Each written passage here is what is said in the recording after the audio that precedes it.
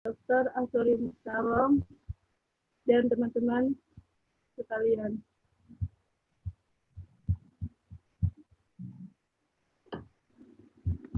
Yang pertama, pendidikan ideal menurut Islam. Pembahasan konsep ideal pendidikan yang Islami. Pendidikan Islam ideal adalah membentuk manusia yang bertakwa kepada Allah Subhanahu wa taala, mampu menggunakan logikanya secara baik, berinteraksi sosial dengan baik dan bertanggung jawab. Dengan kata lain, pendidikan Islam ideal adalah membina potensi spiritual, emosional, dan inteligensia secara optimal. Ketiganya terintegrasi dalam satu lingkaran. Selanjutnya, pola pendidikan Islam bisa terlaksana jika ditopang dengan pilar yang akan menjaga keberlangsungan dari pendidikan Islam tersebut. Pilar penopang pendidikan Islam yang dibutuhkan untuk bekerja sinergis terdiri dari yang pertama keluarga, yang kedua masyarakat, yang ketiga madrasah, sekolah, dan lembaga pendidikan, dan ada negara. Peran masyarakat sebagai pendukung pendidikan Islam. Dalam pendidikan Islam, keseimbangan hidup meliputi beberapa prinsip, yakni keseimbangan antara kehidupan dunia dan akhirat, antara kebutuhan jasmani dan rohani, antara kepentingan individu dan sosial, serta keseimbangan antara ilmu pengetahuan dan amal.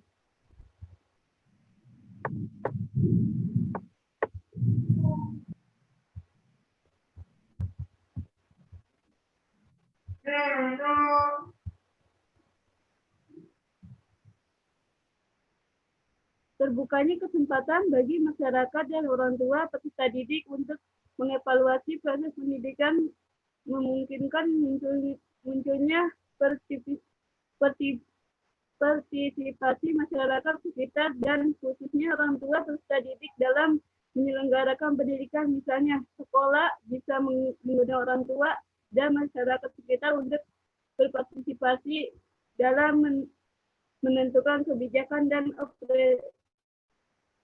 operasionalisasi kegiatan sekolah. Orang tua dan masyarakat sekitar yang mampu bisa diajak untuk berpartisipasi dalam membiayai pendidikan.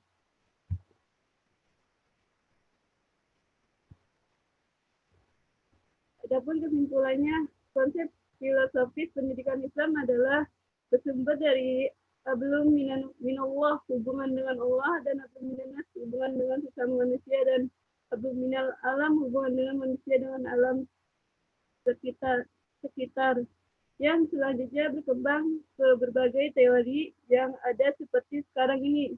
Inspirasi dasar yaitu berasal dari Al-Quran, Al-Hadis. Lembaga pendidikan Islam harus ditata kembali hingga program pendidikannya berorientasi kepada pencapaian dan penguasaan kompetensi tertentu. Oleh karena itu, lembaga pendidikan Islam harus mempunyai sifat multiprogram dan multistrata yang berorientasi pada tujuan, perspektif, dan kebutuhan perspektif. Sebagai program disusun dengan menggunakan prinsip kepanduan komparatif, kognitif, efektif, dan akhlak. Selanjutnya, diversifikasi program ditata sesuai dengan kebutuhan yang nyata di dalam masyarakat yang berorientasi pada penampilan perilaku anak didik. Cukup, Pak.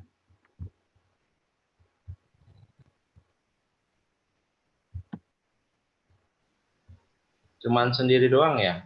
Bismillahirrahmanirrahim. Assalamualaikum warahmatullahi wabarakatuh Pak dosen. Oh, ada Mas lagi. Maaf Pak, karena di sini lagi hajatan dangdutan, makanya saya agak jarang-jarang menjadi speaker, takut berisik. Tanggal lagi hajat soalnya. Oh iya ya. Jadi tadi makasih Teh Firly itunya penjelasan paparan tentang makalah.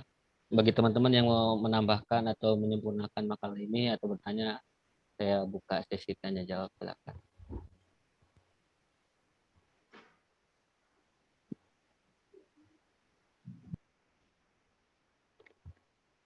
Judulnya pendidikan ideal ya.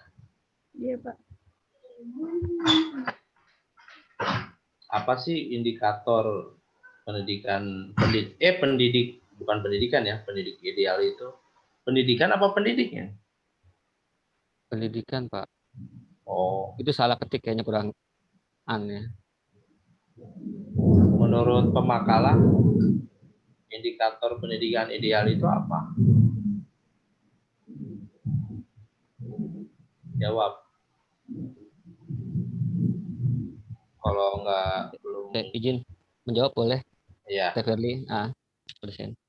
Jadi kalau menurut kami itu pendidikan menurut Islam itu yaitu pendidikan yang sesuai dengan apa yang diajarkan dari agama Islam juga. Jadi apa sih rohani dan jasmaninya tidak keluar dari apa sih Al-Quran dan hadis, Pak dosen. Kalau menurut saya. Terus Teh Firly kalau mau nambahin boleh? ya silakan tambahin.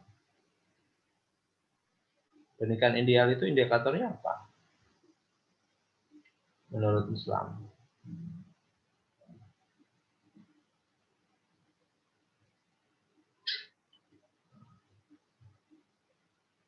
Kalau di sini memang pendidik Iya. ini di materi yang dibagikan Pak dosen ini pendidik bacaannya.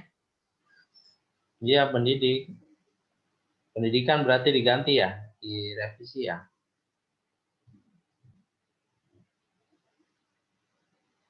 Gimana? Ya, kami buatnya pendidikan, Pak dosen. Ya. Maaf. Masih Kalau di ada sini kan? sih dijelasinnya kalau ininya yang apa sih yang menopang biar sinergis itu banyak aspek ya, Pak dokter. Yang pertama dari dasar sekali dari keluarga mungkin ya. Karena kan pendidikan awal itu berawal dari keluarga, lingkungan keluarga. Kalau yang kedua tuh di sini dijelasin dari masyarakat, yaitu masyarakat mungkin sekitar lingkungan sekitar. Yang ketiga itu dari sekolahnya itu sendiri, madrasah atau lembaga pendidikan. Yang Ya, terakhir itu. tuh, yang empat tuh negara, yaitu yang mengontrol nanti semuanya dengan kebijakan-kebijakan itunya pendidikan.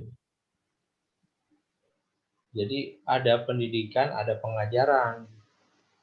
Kalau pendidikan itu tarbiyah, kalau pengajaran itu taklim. Ya. Ini juga harus dibedakan. Nah, yang maksud itu pengajaran atau pendidikan. Ya.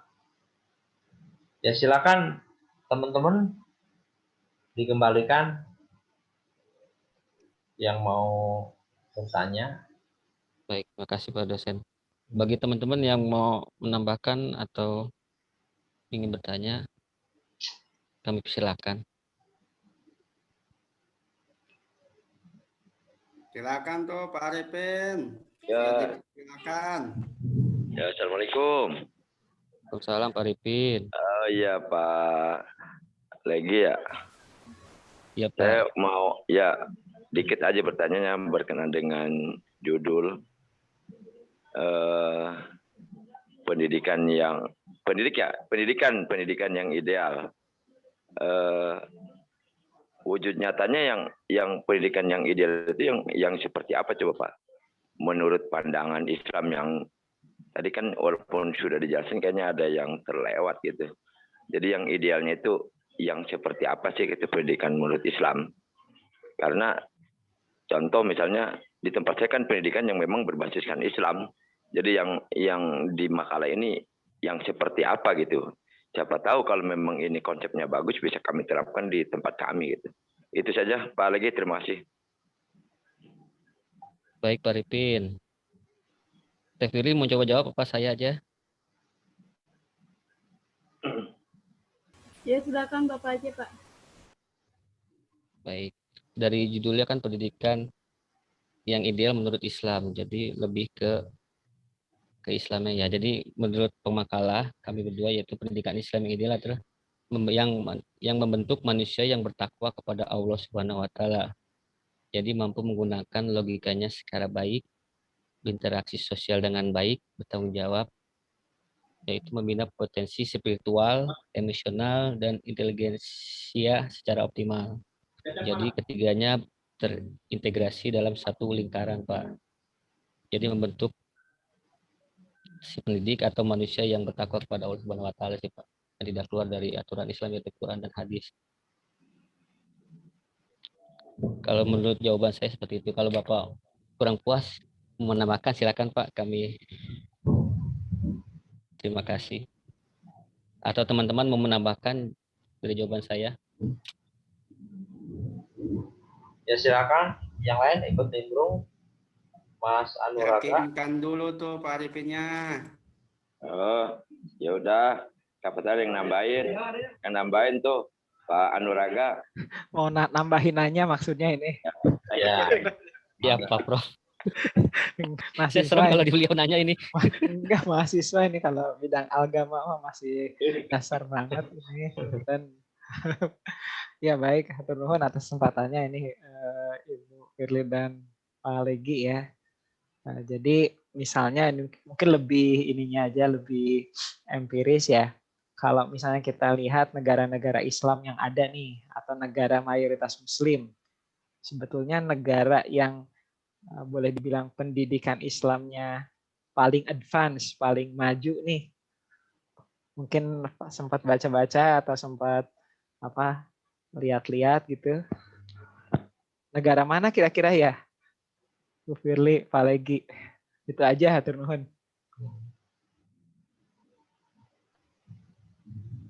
Teh Firly mau bantu jawab tidak? Apa Indonesia atau yang lain gitu? Yang menjadi acuan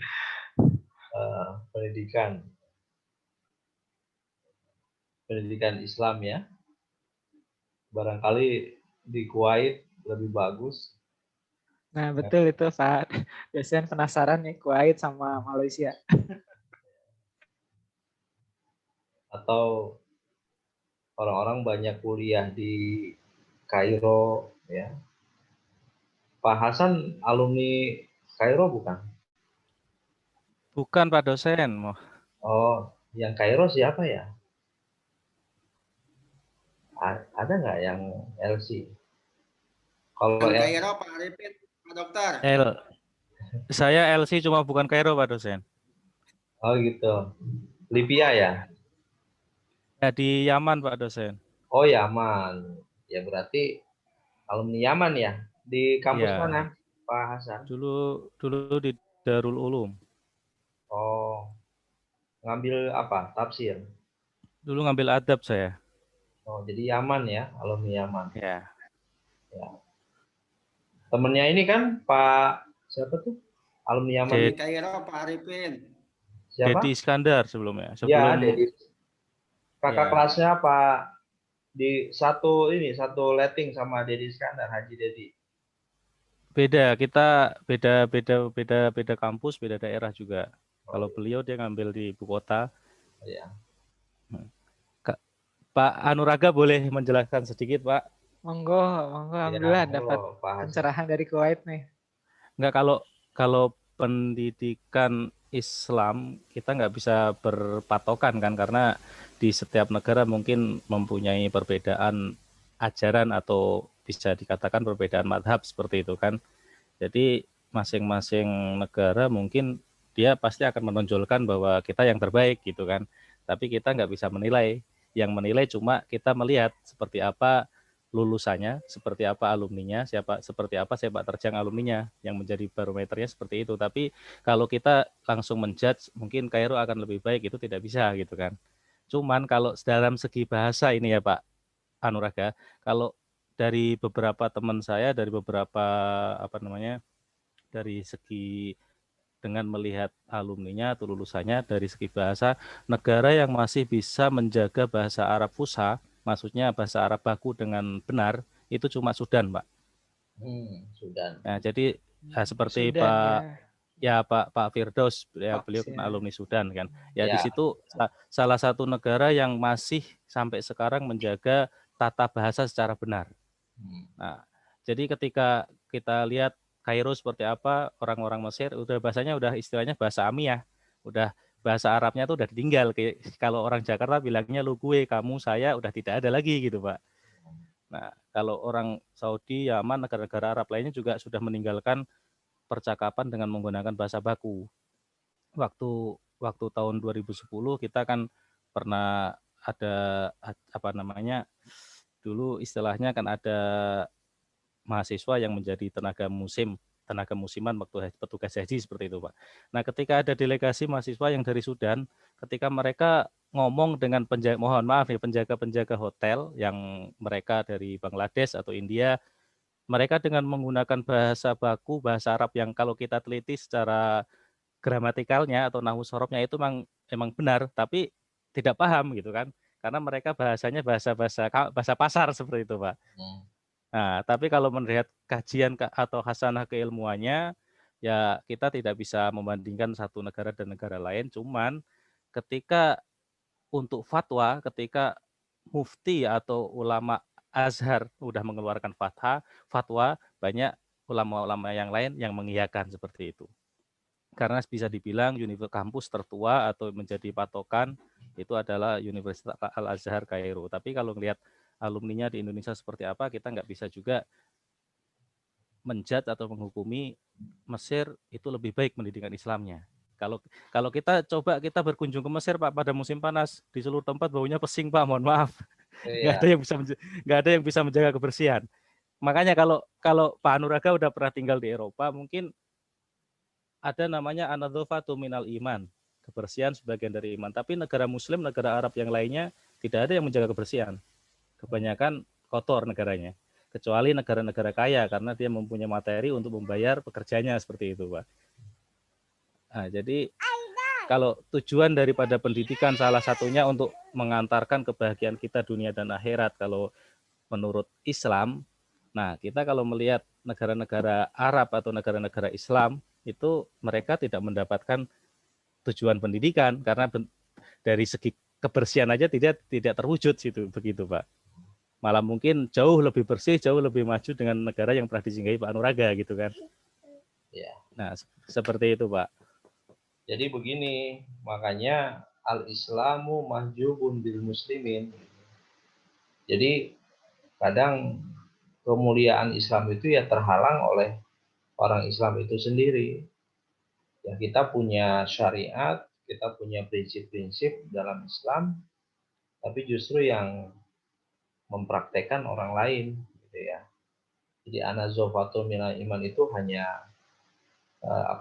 sebatas retorika saja, tapi pada implementasinya ya, kalau kita melihat ya ini bukan untuk menyudutkan lembaga pendidikan Islam ya, tapi di Indonesia aja ya kita bisa bandingkan misalkan sekolah madrasah gitu ya di kampung dengan penabur ya, kemudian dengan Stella Maris ya. Saya tinggal di Gading Serpong ini dikepung beberapa sekolah, Stella Maris, Penabur, Tarakanita, bahkan ya orang tua muslimnya juga menyolakan anak banyak yang ke sana, yang trustnya ke sana, seperti itu. Nah inilah saya teringat kata siapa Abduh ya, Muhammad Abduh atau Rasul itu, al-Islamu mahjubun bil muslimin. Jadi Islam itu ya terhalang ya oleh umat Islam itu sendiri seperti itu. Ya saya senang teman-teman kan pengalaman yang udah di Eropa, ya mungkin bisa membandingkan dengan sistem pendidikan yang ada di Indonesia ya dan di negara-negara yang lainnya seperti itu. Memang benar ya kata Pak Hasan, memang kita tidak bisa menyebut satu negara yang dia sudah benar-benar menerapkan konsep pendidikan Islam, karena setiap negara itu ukuran idealnya pun berbeda-beda, ya. Bahkan di Indonesia saja kata pendidikan yang ideal, pendidikan Islam yang ideal ya menurut ajaran Islam, itu pun mereka berbeda-beda mazhab. Ya, makanya ada mazhab pendidikan Islam konvensional, ada mazhab pendidikan Islam yang modern. Makanya di Indonesia ini masih ada pesantren Salafi, ya Salafi Kobong itu, ya, yang bermukim, ya, yang tanpa ijazah, gitu ya, tanpa jenjang. Tapi menurut mereka itu ideal, ya. Tapi menurut pemikir pendidikan Islam pembaharu itu tidak ideal, ya. Yang ideal tuh yang gini loh, yang merespon perkembangan zaman, gitu kan. Nah, jadi dalam pendidikan Islam pun ada aliran-aliran, ada paham-paham yang mereka punya interpretasi tersendiri ya terkait pendidikan Islam yang ideal. Jadi ada mazhab-mazhabnya lah seperti itu. Makanya kata pendidikan Islam ideal ini ya tergantung dari persepsi mana, ya seperti itu. Itu ya realitanya seperti itu. Tapi kalau kembali ke saya gitu, saya kalau ditanya pendapat saya, pendidikan Islam ideal itu apa sih? Ya, pendidikan Islam yang ideal itu ya pendidikan yang ini maknanya umum sih ya, masih umum.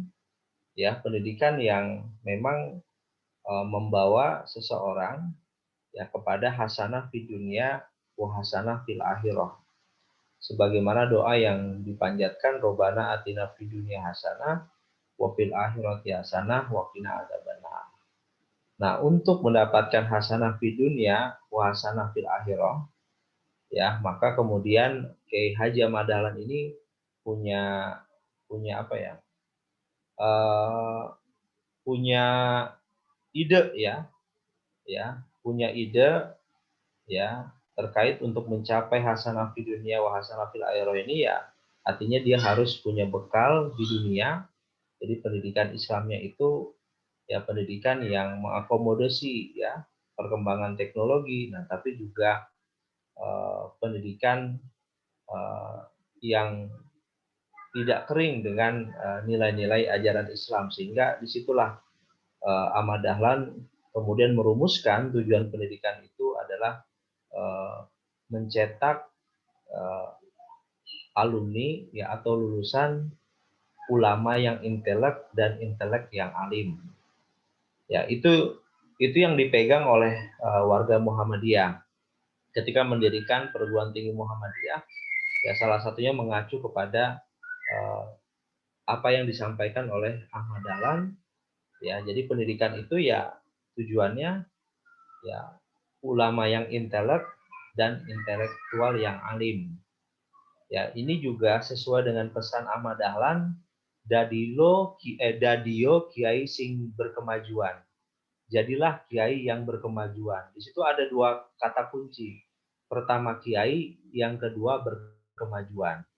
Nah, kiai ini lebih kepada akhirat, nah kemajuan ini lebih kepada duniawi. Nah, seperti itu. Itulah yang dipahami oleh para ahli pendidikan ketika memahami pemikiran Kiai Haji Ahmad Dahlan. Nah, itu pendapat ya, pendapat saya dari pemikiran saya. Mungkin Mas Anuraga atau teman-teman lain punya pendapat lain seperti itu. Misalkan lah pendidikan yang ideal itu pendidikan yang fokus ke akhirat saja, duniawinya ditinggalkan seperti itu. Ya. Ya, inilah yang saya melihat teman-teman tahu jamaah tabligh ya. Jamaah tabligh itu ya saya sering diskusi dengan mereka. Mereka itu kan yang ya kalau urusan-urusan dunia, urusan hal-hal yang berbau teknologi ini menurut saya hasil saya diskusi sama teman-teman jamaah tabligh, mereka nggak terlalu silau gitu. Ya, makanya lembaga pendidikan yang dibuat oleh jamaah tabligh itu ada di ada di Temboro ya, Al-Fat itu disebut Kampung Madinah itu. Jadi di sana pusat pendidikannya Jamaah Tabligh. Nah, kebetulan ada ipar saya alumni sana. Nah, ketika lulus dari sana, mereka hafal Quran. Ya, tetapi ya mereka nggak terlalu silau, saya harus kerja jadi apa enggak. Ya kerjaannya ya khuruj, zikir, dakwah gitu aja udah. Ya, jadi mereka punya komunitas sendiri. Ya, saya suruh kuliah, kamu kuliah. Enggak perlu kuliah katanya. Ya, seperti itu. Nah, itulah mereka punya pemahaman dan komunitas tersendiri seperti itu. Ya. Ya mungkin beda dengan Salafi ya. Ya, Salafi yang sekarang banyak sekolah-sekolahnya seperti Al-Hudan. Ya, kalau di sini ya, kemudian ada Aliyah ya. Mungkin teman-teman ada yang guru di sana seperti itu. Nah, jadi itu bukan organisasi ya, tapi menurut saya itu aliran ya, pemahaman ya, seperti itu. Nah, kalau organisasi ya Muhammadiyah, NU, Matul Anwar yang punya lembaga pendidikan yang punya konsep sendiri. Dan beda-beda sesama umat Islam juga ketika merumuskan pendidikan yang ideal. Menurut Muhammadiyah begini, ya nanti menurut Salafi bagaimana, menurut Jamaah Tabligh bagaimana. Jadi memang itu ya realitanya. Mungkin yang lain silakan. Boleh ini Pak dosen sedikit. Ya, silakan. Ya, kalau saya lihat ya ini dari pengalaman pribadi saja, ya, itu kelihatannya dari seluruh dunia Islam yang ada, kelihatannya yang jadi destinasi ya, tujuan untuk sekolah, ya, baik itu ilmu agama maupun ilmu umum sains gitu, itu sekarang itu Malaysia. Ya, Malaysia. Itu luar biasa.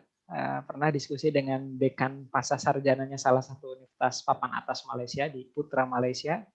Saya tanya, Prof, mahasiswa asing di Anda pasca sarjana berapa persen, Prof? Ya, sekitar 40%. Luar biasa. Banyak ya?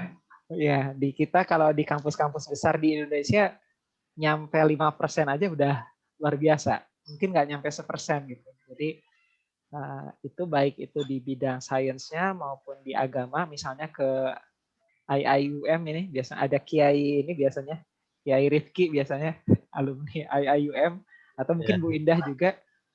Nah ini wallahualam ini apa daya tarik kenapa Malaysia bisa menjadi destinasi studi kaum muslimin saat ini. Mungkin jadi penasaran gitu Pak dosen ini. Saya kurang paham ya tapi mungkin penasaran dari sisi itunya kenapa bisa seperti itu gitu. Terima kasih. Tapi adakah indikator bisa juga kenapa banyak ke sana? Apakah pendaftarnya itu dia memang memahami bahwasannya Malaysia itu sebagai negara yang punya lembaga pendidikan, atau memang ke sana apa faktor murahnya, biayanya atau bagaimana gitu ya.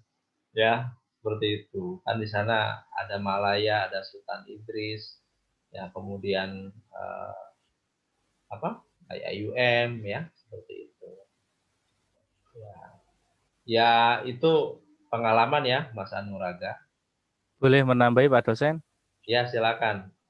Nah, kalau mengenai kuantitas mahasiswa atau peserta didik dari luar banyak sedikitnya itu yang mempengaruhi, karena kalau saya kira bukan kualitasnya Pak. Kalau kita Indonesia mungkin kualitasnya nggak kalah dengan universitas-universitas yang lainnya yang di luar.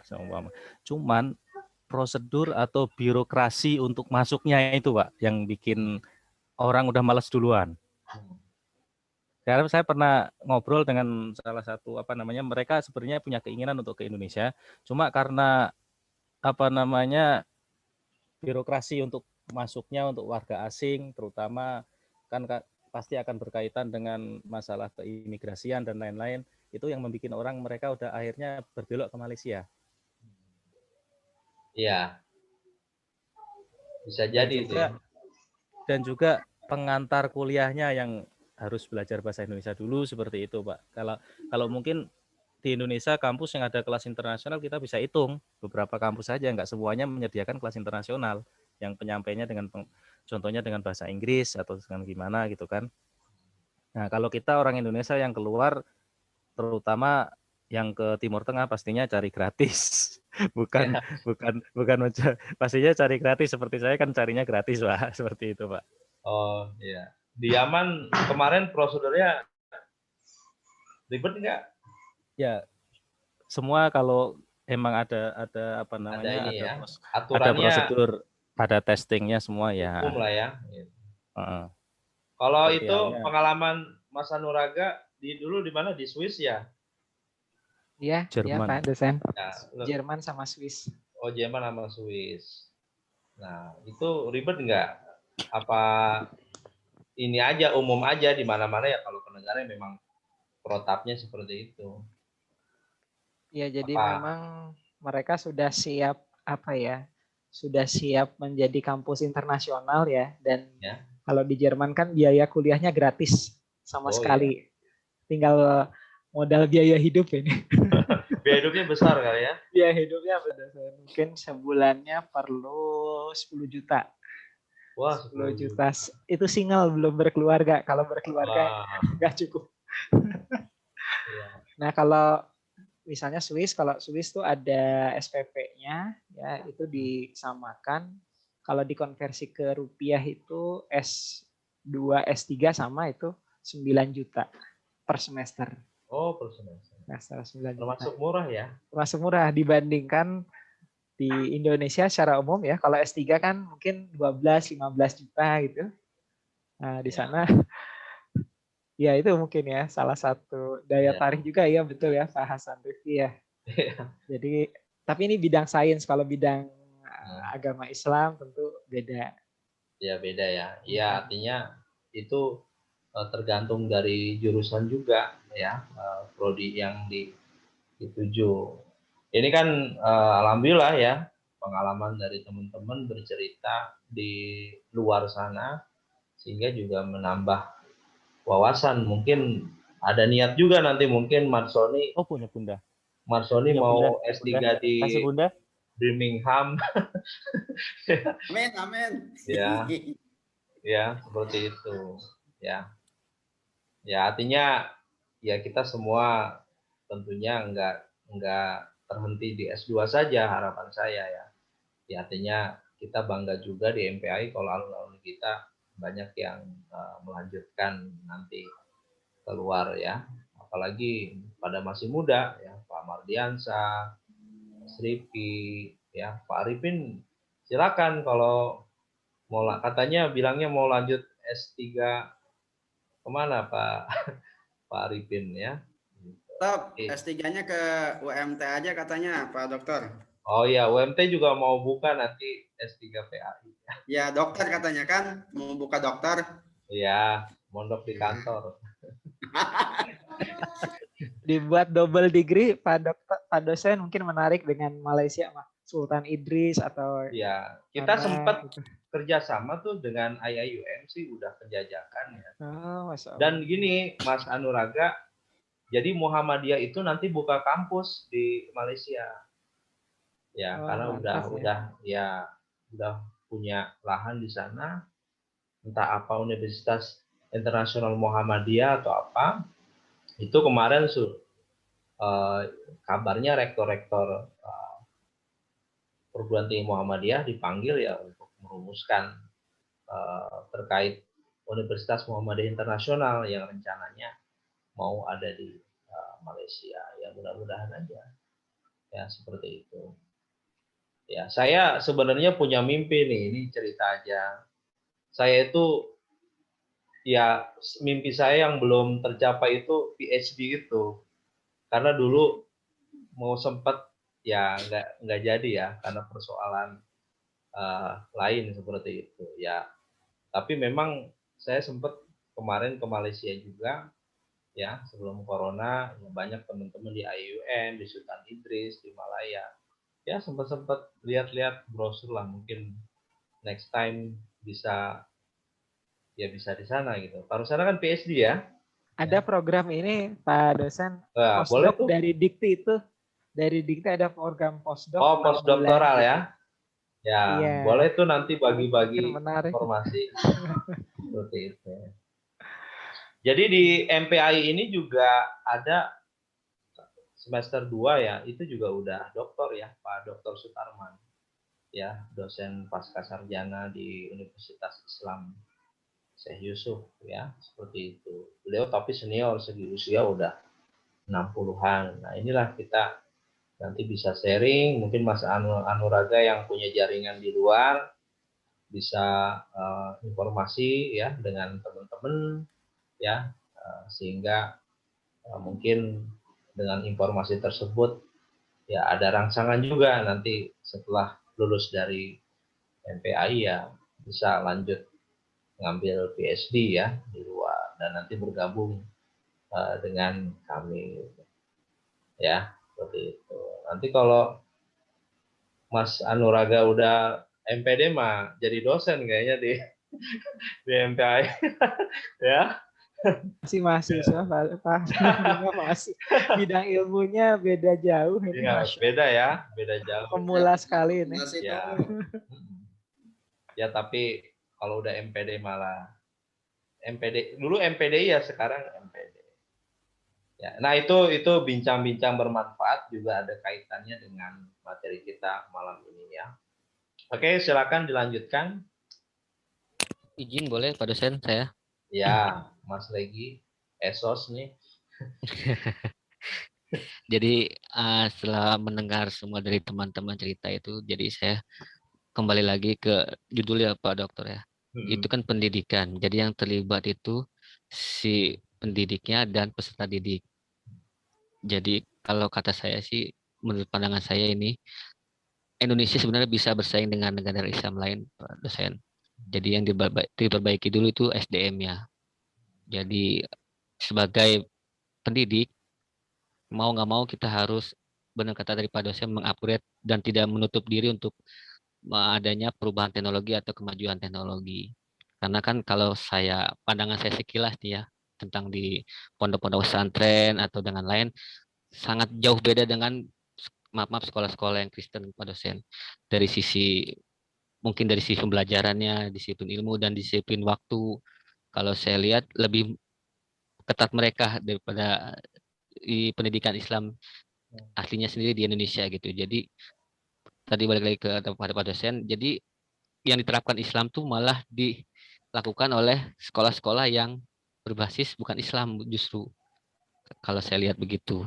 Jadi peserta didik tuh gimana mau terdidik, karena yang pendidiknya aja kadang untuk mengupgrade ilmu atau cara mengajarnya aja masih manual, kadang tidak pakai proyektor atau monoton, seperti itu sih kalau saya pandang sih.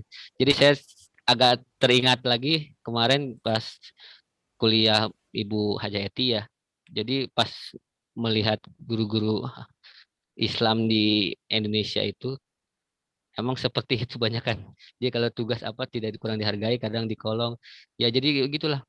Mungkin kurang menghargai atau mengupdate mereka juga. Jadi jangan salahkan peserta didik juga sepenuhnya, kadang pendidikan Indonesia jadi kurang bisa bersaing dengan lain gitu sih.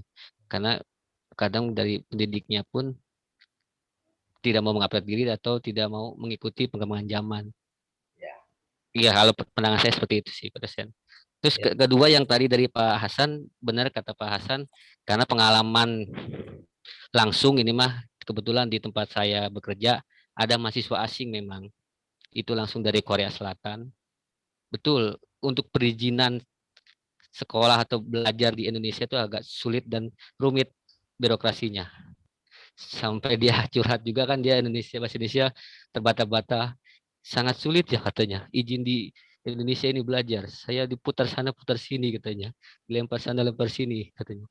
Seperti itu. Jadi memang betul. Jadi kalau memang ingin menarik minat negara lain belajar di Indonesia, birokrasinya agak dipermudah. Karena kalau sudah dipersulit gitu, mereka sudah semangat lagi ke belajar di Indonesia itu sih. Ya. Dari semua rangkaian tadi. Terima kasih Pak dosen.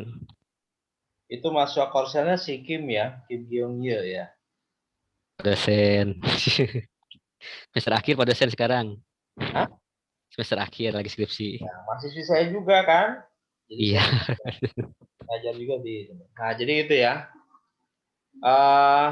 Ya banyak lah tadi masukan-masukan ya dari teman-teman dan mencerahkan ya semuanya.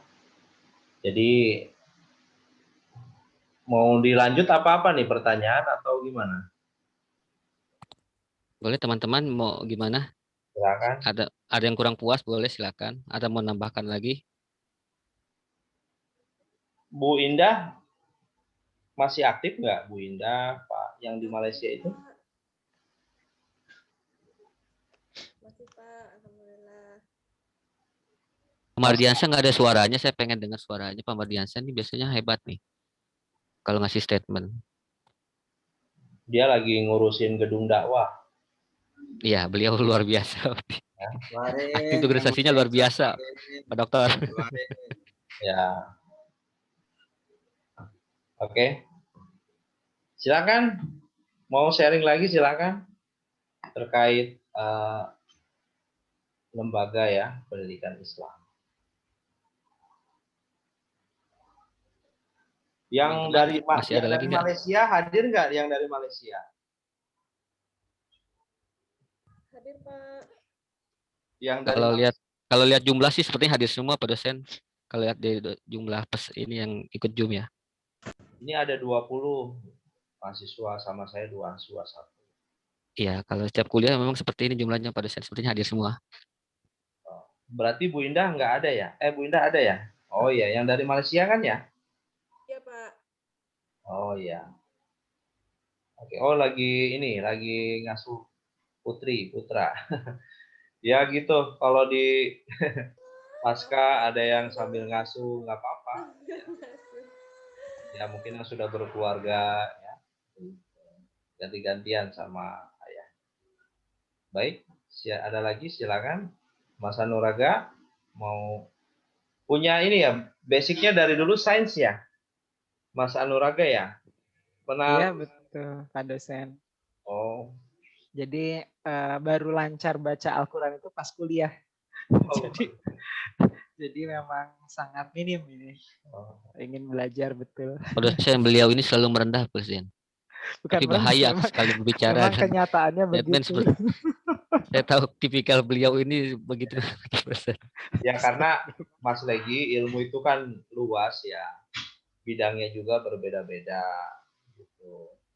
Ya kalau Mas Legi sarjana sosial tahu kali penyakit sosial. Ya dari sosial ke MPD ya teman-teman kan background ya latar belakang berbeda-beda ya, tapi alhamdulillah bisa silaturahim, bisa belajar bareng-bareng lagi. Nah untuk kalau kita baca ya terkait pendidikan Islam itu ya saya sih biasa bacanya bukunya Naqib Al-Athos ya. Naqib Al-Athos. Tahu dia masih hidup apa enggak ya? Dia kan lahirnya di Bogor kalau nggak salah. Lamanya di Malaysia. Ya. Kemudian nanti ada buku-buku yang lain ya. Seperti saya lupa. Ada dari luar itu, kalau Indonesia ada Zakiyah Daraja, tapi dia lebih kepada psikologi pendidikan. Itu bisa juga dibaca. Jadi ada yang dari luar, ada yang dari dalam. Tetapi begini, kalau kita mengacu kepada peradaban Islam ya, peradaban Islam. Jadi Islam itu kan periodisasinya dibagi menjadi 3 ya. Yang pertama masa klasik, kemudian masa pertengahan dan masa modern ya. Kalau masa klasik itu terhitung dari dimulai dari Nabi Muhammad ya, zaman Nabi Muhammad ya, kemudian Khulafaur Rasyidin ya, kemudian dinasti Umayyah dan dinasti Abbasiyah. Runtuhnya itu sekitar tahun 1250-an. Nah, masa klasik itu di situ oleh para sejarawan baik muslim maupun muslim, non-muslim disebut sebagai the golden age ya, masa keemasan. Nah, oleh karenanya pendidikan Islam itu menjadi puncak kejayaan itu ya pada masa dinasti Abbasiyah. Ya. Nah, bagaimana formula pendidikan Islam pada masa dinasti Abbasiyah? Saya rasa pendidikan Islam pada masa dinasti Abbasiyah itu ya pendidikan yang merdeka ya, artinya pendidikan Islam yang membuka, sebenarnya membuka ilmu-ilmu yang lain ya untuk hadir dalam pendidikan Islam. Contoh misalkan pada masa dinasti Abbasiyah ini gencar-gencarnya diterjemahkan filsafat Yunani ya ke dalam bahasa Arab. Itu juga sebenarnya pengaruhnya sangat besar terhadap mindset pola pikir para pendidik ya, masyarakat ya ketika itu. Nah, jadi masa Abbasiyah itu masa menjadi acuan ya, puncaknya kemajuan pendidikan Islam saat itu. Makanya alumni-alumni lembaga pendidikan Islam ya ketika itu ya mampu melahirkan sosok Ibu Sina yang bukan hanya saja paham dalam agama, tapi juga paham dalam kedokteran, paham dalam filsafat. Ya, jadi saya bingung tuh belajarnya tuh Ibu Sina. Ya, mungkin jam habis Isya sampai jam 10 belajar agama, jam 10 sampai jam 2 belajar filsafat, jam 2 sampai subuh belajar kedokteran kayaknya tuh. Ya, sehingga sosok Ibnu Sina, Ibnu Rus ya, itu memang dia bukan hanya saja ahli dalam bidang filsafat, tapi juga ahli dalam bidang agama ya. Bidayatul Mujtahid itu juga karya Ibnu Rus ya, yang sangat fenomenal. Kemudian selain mereka-mereka ini ya muncul Al-Khawarizmi ya, kemudian ada lagi Ibnu Khaldun ya, yang dikenal sebagai bapak sosiologi ya. Beliau ini dengan karya monumentalnya yaitu kitab Muqaddimah ya, menjadi rujukan sarjana-sarjana Eropa ya dan Asia. Nah, inilah yang saya rasa ya berhasil ya lembaga pendidikan Islam ketika itu bukan hanya saja kokoh kuat dalam bidang agama, tapi juga kokoh atau kuat dalam bidang sains. Ya mungkin kita belum menemukan selevel Imam Syafi'i misalkan. Kalau Syafi'i mah banyak tuh nama. Ya, Ibnu Rusdi ya, kemudian Ibnu Sina, Ibnu Khaldun, Al-Khawarizmi. Ya, bahkan saya membaca biografinya siapa penemu Facebook itu? Mark Zuckerberg ya. Ya, salah satu idola dia ya Al-Khawarizmi itu. Ya. Nah, inilah jadi ya ada banyak sekali inspirasi-inspirasi yang dapat kita ambil dari era peradaban Islam di masa klasik ya seperti itu. Oke, saya rasa itu saja ya. Kalau nggak ada, cukup ya. Ya mudah-mudahan sehat semua. Amin. Ya. Silakan Mas siapa nih? Mas Legi atau Firly? Teh Firly yang tutup Pak Dokter. Ya, mau ditutup silakan. Membuka. Teh Firly. Baik, kalau sudah tidak ada yang ingin dipertanyakan, saya tutup. Sekian dari kelompok saya, Bila Topik Hidayah. Wassalamualaikum